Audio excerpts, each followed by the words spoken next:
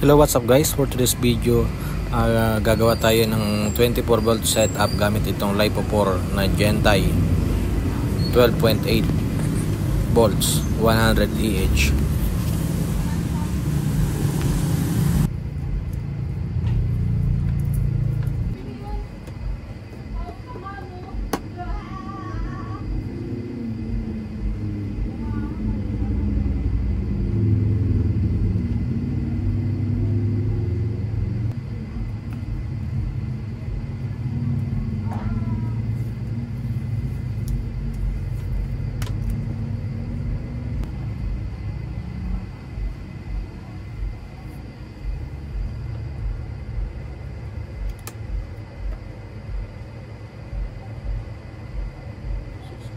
LiPo4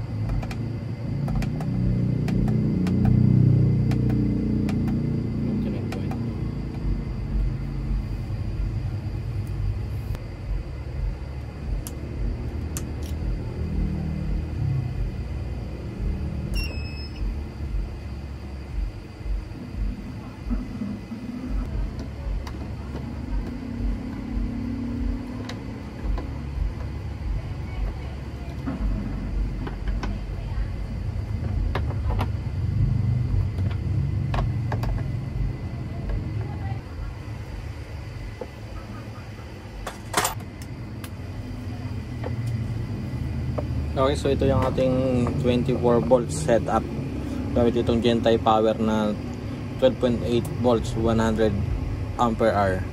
So ito yung inverter na gamit natin, itong Samdon 1000 watts. Yan.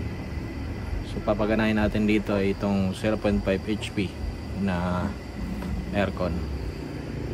And then syempre meron din tayong 12 volt setup na lead acid battery. So ginagamitan natin ito ng charger na maliit lang na sa recharge controller na mayroong 100 watts na solar panel. So dito sa 24 volts ang kapit natin na solar panel ay dito 400 watts, and dito 400 watts, dito apat na 100 watts, tapos ito dalawang 200 watts. So ito papalitan din natin to ng pure na MPPT na charge controller. So wala pa tayong budget, kaya tsaga muna tayo dito sa fake na MPPT. And meron tayong 26.25 volts ito sa ating setup. So itong battery natin, ito una kong in order 2 months na nakakalipas. Ito ngayon lang dumating. So mas matanda ito ng 2 months kaysa dito.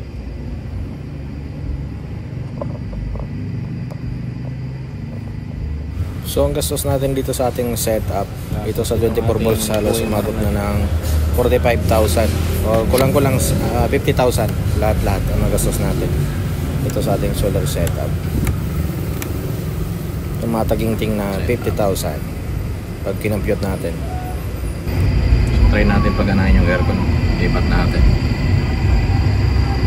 Kamos kasi nga, patay muna natin. So natin ilipat, unti-unti lang yung battery. Ayan, patay yung aircon. So ayun, naka-meral ko yung itiis natin. So ipatataas ko to. Ayan, lumipat na siya.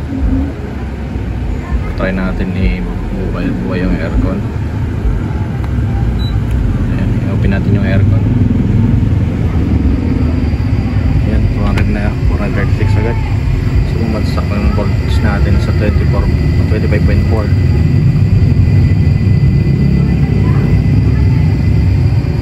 Ayan, yung aircon natin merong reading na 73 watts. Kayang-kaya, 0.5. So hindi natin alam kung gaano katagal, kung ilang oras yung itatagal itong ating 12.8 volts 100 EH. Pero kung computin natin sa tansya ko, nasa 4 hours yung pinakasagad. Walang solar sa gabi. Yung malamig na. So, kayang-kaya yung ating 0.5 horsepower na aircon.